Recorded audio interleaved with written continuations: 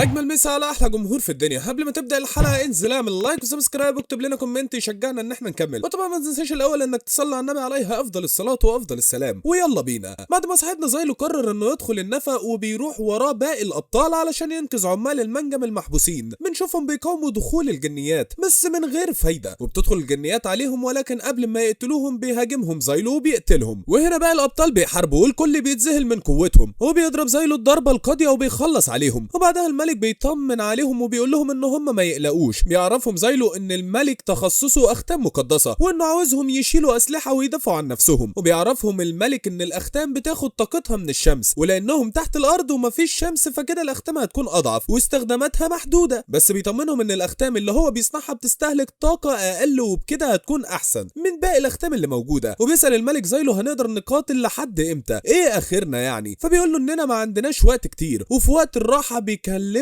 قائد عمال المناجم وبيقول له ان نداء الانسحاب وصل متاخر وان هم كانوا اخر ناس يعرفوا. وبيشكر القائد ده زايلو على انقاذه للعمال وعلى الميه والاكل وكل حاجه. بعدها زايلو بيساله هو ده عددكم بس؟ فبيقول له لا، اننا كنا 50 شخص في الاول، وبعدها سمعنا اصوات وبعد كده بدا العمال يتحولوا لوحوش اللي هم الجنيات يعني، وحصل اللي حصل. وبيكونوا استعدوا للمعركه وكل عامل من العمال بقى معاه سلاح. وبيقول الملك ان تاتسويا هيكون في المقدمه وزايلو هيبقى وراه، اللي بيقول ان الموضوع هيكون صعب بس هكون وراكم عشان احمي ظهركم. وبيشجع الملك جنوده وبيوعد زايلو ان هم لو رجعوا من المهمه دي سالمين هيديله لقب القائد الاعلى. وبيهاودوا زايلو وبيقول له ده شرف ليا يا عم. وفي اثناء ما هم بيتكلموا بيحصل اهتزاز عنيف وبتظهر الجنيات في كل مكان. وبيقع واحد من عمال المنجم وبيشجعوا زايلو وبيقول له انكم لازم تحموا نفسكم. وبيبدا زايلو يضرب فيهم وبيقرر ان هم يغيروا الخطه وان هم يقضوا عليهم في المكان اللي هم فيه ده. وبيقول للملك للزايلو اننا هنموت في سبيل اننا نحمي العمال دول. وبيهاودوا زايلو كالعاده. وبنروح للفرسان المقدسين وبنشوف الحاكمه توريتا وهي زعلانه، وبيكون الكاهن مع كيفيا وبيقول لها انها على الحال ده من ساعه ما بطلها سابها، على كده ملهاش لازمه كسلاح. وبنرجع لاصحابنا الابطال وبيكونوا خلصوا على الجنيات اللي كانت حواليهم، وبيقول لهم زايلو ان هم يعالجوا اي حد مصاب ويقفوا تاني استعدادا لاي حاجه تاني. فبيظهر عليهم علامات الاحباط وبيقول لهم زايلو انتم عايزين تتاكلوا ولا ايه؟ وفي الاثناء دي بيجي الملك والقى عليهم خطبه تشجيعيه وبيقول لهم انكم انتم شريان المملكه وانكم بتخدموها بروحكم، وبيطلب منهم ان هم يحاربوا ويعيشوا. وهنا بيقف قائدهم اللي بيعجب بكلام الملك وبيقول له لو انت شايف ان احنا نقدر على كده فاحنا هنحاول. وبعدها بيلاحظ قائدهم ان على رقبه زايلو ختم وبيستنتج انه بطل. وساعتها بيساله فبيقول له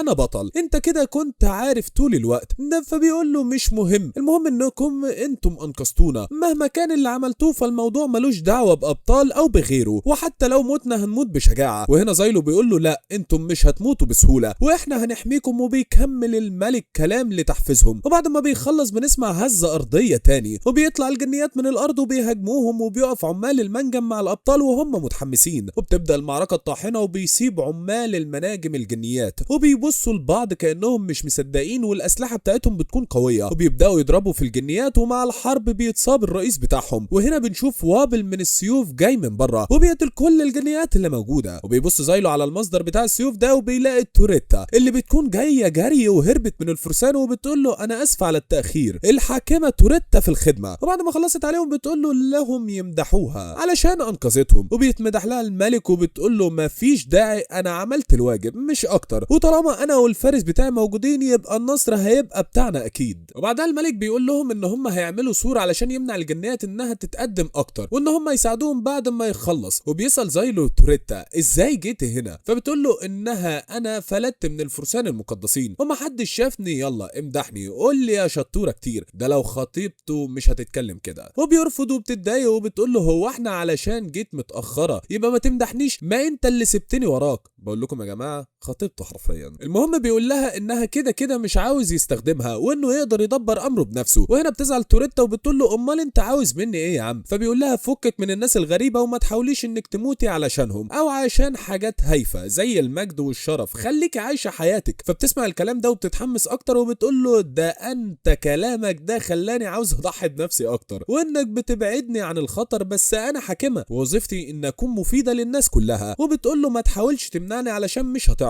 وهنا بيرجع الاهتزاز تاني بتاع الارض، وهنا بتظهر الجنيات وبيأمر زايلو توريتا انها تبعد. فبتقول له احميني وانا هحارب برضه، وهو بيبدا يضرب في الجنيات، بس وهو في نص الضرب بيسمعوا صوت عالي بيوجع ودانهم والناس ما بتقدرش تستحمل، وبتجري توريتا على زايلو وبتعالجه بقدراتها وبتخفف من وجع الصوت ده، وبتقول له شكله ملك الشياطين هو مصدر الصوت ده. وبتظهر سيدة الشياطين واللي بيكون اسمها اللوتوس، وبتعمل صوت اقوى بيأثر على الناس اكتر، وبتبص على توريتا وبتقول لها لقيتك اخيرا. وبيكون تاتسويا هو الوحيد اللي مش بيتأثر بالصوت ده، وبيهزم الجنيات والصوت بيأثر على الناس وبينومهم تنويم مغناطيسي، وبيبعدهم زايلو قبل ما يقربوا لملكة الشياطين، وبيساعد تاتسويا وبيتوعدها الملك بيقتلها. وهنا بيقول زايلو لتوريتا انها تعمل له سيوف اكتر علشان يرميها على ملكة الشياطين، وبيرميها فعلا وبيفتح طريق لتاتسويا وبيجري عليها وبتعمل صوت عليه، بس هو ما بيتأثرش، وبيقسمها تاتسويا نصين بس ما بتموتش. هو بيطلع ان ده الجسد البديل بتاع ملكة الشياطين، وان الجسد الاساسي بتاعها في حتة تانية، وبيلاقوا الجسد الاساسي وبيرمي عليه زايلو ويضربه، بس قوته بتخلص. وبتيجي كافيا مع الفرسان وبتأمرهم ان هم يساعدوا الحاكمة والابطال والعمال، وهنا ملكة الشياطين بتعمل الصوت العالي وبتأثر على الفرسان كمان وعلى الكاهن، وبتكون عاوزة تاخد الناس اللي اتأثرت بالصوت، بس زايلو بيمنعها، بس العدد كبير وما بيكونش قادر. وهنا الملك بيقرر يفعل النار الزرقاء اللي كان عملها قبل كده وبيحرق قلب الملكة الشياطين، وساعتها بتسيب الناس وبتمسك الملكة من رجله وبيقع الختم بتاع النار، وقبل ما توصلوا ملكة الشياطين بيشدها تاتسويا من رجلها، وزايلو بيجري على الختم وبيديه للحاكمة لزايلو ويمسكه، لسه هيحرق جسم ملكة الشياطين بس بتعمل حواليها قفص وبتمنعه. وهنا الملك بيتعصب وهو بيقرر انه يقطع رجله، وبيقول لها انها تدفع الثمن على اللي عملته، وبيضربها في عينيها والقفص اللي حوالين زايلو بيختفي. وهنا بيحرق جسم ملكة الشياطين الاساسي وبيخلص عليها، وبتخلص المعركة وبيوقفوا النزيف بتاع الملك اللي كل همه ينقذ شعبه، وبيرجعوا للقرية اللي كان اهلها طايرين من الفرح علشان عمال المنجم رجعوا ليهم، وبيقابلهم فيتنام وبيقول لهم عاش رجالة، وبيكونوا عاوزين يقتلوه طبعا، وبيطمنهم على الملك انه راح لمحل الاصلاحات وانه هيلاقوه هناك رجل جديدة بدل اللي اتقطعت، وبيقولوا ده انقذ ناس كتير النهارده، والناس اللي في القرية مش مصدقه ان الابطال اللي هم اشرار انقذوهم. وهنا بيجي رئيس عمال المنجم وبيقول معلش هيفهموا في يوم انكم مش وحشين، فبيقول له ما تقلقش احنا متعودين على كده، وبيقول له مهما حصل فانتم سبب نجاتنا، وبيقول له اشكر الملك هو السبب الاساسي، وبيقول لهم اخيرا قدرت احتفل بعيد ميلاد بنتي. وهنا بنته بتروح لزايلو وبتقدم له الورد وبتشكره، بس بتتدخل توريتا طبعا وبتقول لها انا اللي حطيت التاتش بتاعي وكنت سبب الفوز النهارده، المفروض تشكرني انا. فبيوقفها زايلو وبيشكر البنت الصغيره وبياخد منها الورد ويديها لتوريتا وبتعجب بالورد. والكاهن الرخم الخنزير بيقول لكيفيا ان الابطال خانوا قوانين كتير ولازم يتعاقبوا، بتوقفه وبتقول له يا راجل يا نطع مهما كانوا فهم انقذوا ارواح، خليهم في حالهم بقى على الاقل، احسن منك عمال تقول لي كاني وماني وما اتقاتلتش معاهم دقيقه حتى. وبيمشوا وبيسيبها وبيخلصوا المهمه دي بنجاح، وبعدها بيروحوا للمهمه الثانيه وبيكون الجو تلج، وبتسال توريتا زايلو احنا رايحين فين، فبيقول لها ان احنا اخدنا اوامر جديده وبتكون القريه اللي رايحينها بتعمل مهرجان، وبيكون عدد الناس كتير جدا، وبتكون واجهتهم حصن ميوريد اللي في المدينه واللي بيحمي العاصمه، وبيكون مليانه وفيها اسواق لكل حاجه. وبيكون فيتنام ودوتا قاعدين رايقين وبيشربوا، وبيقولوا دوتا اننا مش بناخد اجازات زي دي كتير، خلينا نتبسط. فبيرد عليه فيتنام اننا ابطال طبيعي ما ناخدش اجازات. وبنشوف الملك وهو رايح ناحيه القفص اللي نايم فيه زايلو، وبيطلب منه يقوم يشوف له حاجه يشربها، فبيقول له ان الحراس مش هيسمحوا بكده، فبيقول له طيب وتساف لسه ما جاش من المهمه بتاعته، فبيقول له لا لسه. فبيغضب الملك وبيقول له ما فيش احترام ليا ابدا. وبتدخل عليه توريتا وبتقول له مش هتحضر المقايضه العظيمه يا فارسي، بيقول لها لا، فبتقول له تعالى احضر معايا، فبيقول لها ليه يعني روحي لوحدك، فبتقول له كده كده مش مهتمه، وبتجيب معايا لعبه وبتقول له تعالى نلعب سوا، وبنشوف انها شبه الشطرنج، وبيكون فيتنام معلمها وبيقول لها زايلو ده علمك غلط اكيد، وبيقول لها اصلا انا مشغول، فبتقول له دي مفاجاه انك بتحب تقرا، وبتساله بيقرا ايه، فبيقول لها شعر، وبتتفاجئ وبتكون عاوزه تشوف اللي بيقراه، وبيوريها وبيقول لها لو ما كنتش دخلت الجيش كنت بقيت شاعر. وبتيجي كيفيا وبتعرفه عن عقابهم ومهمتهم الجايه، بس بتكون عاوزه تتكلم معاه، وبتكون توريتا عاوزاه تيجي معاهم وبالمره يحضروا المقايضه العظيمه، وبيروحوا للسوق وبتشاور على حاجه وبيقول لها دي حلويات انت ما تعرفيش عنها، وبتنبهر بيها، وبعدها بتشم اكل تاني وبتساله ايه ده، فبيقول لها دي مكرونه، وبيشرح لها بتتعمل ازاي، وبتشاور على مكان زحمه وما بيكونش عارف ايه ده، بس كيفيا بتقول له ده طبق حلويات مشهور في المدينه دي، وبتشرح لهم بتتعمل ازاي، وبتكون توريتا عاوزه تجربه، فبيقول لها اختاري 3 لينا، وبترفض كيفيا علشان بتحوش فلوسها، فبيقول لها روح هات 2 بس. وبعدها بتساله كيفيا انك خلتني اعيد نظر فيك بعد ما انقذت انقذت رجالتي وانقذت عمال المنجم وكل دول بيشكروك على انقاذهم. وبيبتسم وبتقول له انت بتضحك اخيرا. فبيقول لها انا اصلا غضبان من حاجات كتير بتحصل. وتبص على الحكيمه وتقول له انت انقذتها لما عملت معاها عقد وان هم لاقوها في اطلال الشمال وان المفروض كانت توصل للفرقه بتاعتي علشان نتعاقد احنا معاها، بس حصل بين الجيش والمعبد خلاف. وبيضحك وبيقول لها ليه بس كده بتريقه يعني. وساعتها اتعصبت عليه وقالت له انت السبب علشان قتلت الحاكمه سينيريفا. فساعتها الجيش قال طالما قتل الحاكم ممكن فكده ممكن يعملوا حكام تانيين وكانوا هيشرحوا الحاكمه توريتا. وساعتها المعبد رفض بس كان كلام الجيش هيمشي. بس لما اتدخلت وتعاقدت معاها وقتلوا 2 من اسياد الشياطين الوضع اتغير وبقت بالنسبه لهم الحاكمه توريتا مفيده. فبيقول لها ازاي يعملوا كده؟ هو يعني قبل كده ما كانتش الحاكمه مفيده؟ وانا قصدي اللي هم كانوا هيشرحوها يعني. وبنعرف منها ان الحكام اول ظهور ليهم كان في حرب الاخضاع الاولى او عصر الحضاره العظيمه، وكل حاكمه ليها قدره معينه زي مثلا انتاج السموم، وفي واحده تانية بتعمل برق وعواصف، واحده بتشوف المستقبل، وبيصحوا لما يحصل هجوم من افات الشياطين وبعدها يرجعوا يناموا في توابتهم بعد ما يخلصوا المهمه بتاعتهم. وبيقول عارف كل ده بيقول لها ان في واحده منهم هي اللي جابت تاتسويا من عالم تاني، وبتقول له كيفيا ان قدره الحاكمه توريتا اضعف بكتير من قدره باقي الحكام ال 12 الباقيين، وقرروا ان هم هيشرحوها ومع اننا كنا عارفين ده ما عرفناش نعمل حاجه. فبيقول لها عشان كده كنت عاوزه تموتي وتضحي بنفسك علشان تكفري عن الذنب ده. وبيتضايق زايلو وكيفيا من اللي حصل. وهنا توريتا بتجيب الحلويات وبتقول لهم ان هي جابت لكيفيا واحده وكانت هتقع منها، وبتقول لزايلو لكيفيا عن المهمه الجايه وان هم هيعملوا اللي عليهم علشان تنجح والحكيمه توريتا ما تتشرحش. فبتقول له انها مهمه دفاع عن الحصن اللي احنا فيه لحد الموت.